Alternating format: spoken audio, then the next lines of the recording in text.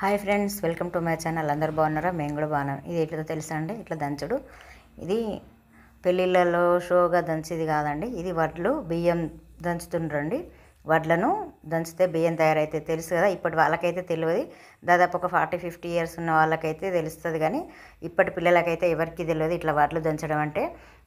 ఈ వడ్లు ఇట్లా ఎందుకు దంచుతుండ్రో తెలుసా అండి. ఇప్పుడు సట్టి కదా, ఈ సట్టికి కంపల్సరీ కొత్త బియ్యం అయితే దేవుడికి నైవేద్యం, మల్లన్న దేవుడికి నైవేద్యం కావాలని తెలుసు.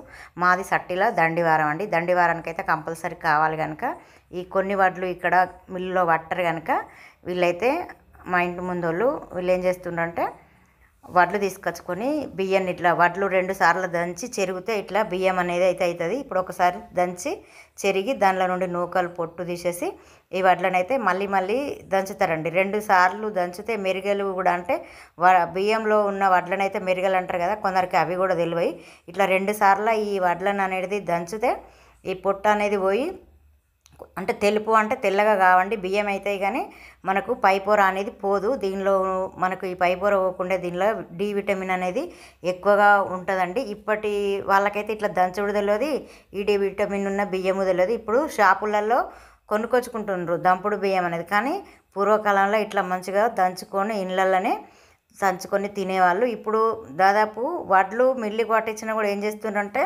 తెల్లగా రావాలని పాలిష్ కూడా ఎక్కువ వేసుకుంటుండ్రు. అది మనం తినేది బట్టి పిప్పే అండి. కానీ కాకపోతే ఏంటంటే ఇట్లా దంచుకొని తిన్న వాళ్ళకు మనకు ఒక 60-70 ఇయర్స్ ఉన్న వాళ్ళు అయితే వాళ్ళకైతే ఇప్పటి వరకు బీపీలు షుగర్లు తక్కువ అండి. ఎందుకంటే డి విటమిన్ ఈ వడ్లల్లో మనం వడ్లు దంచుకొని తినే బియ్యంలో ఎక్కువగా ఉంటుంది. Thank you for watching.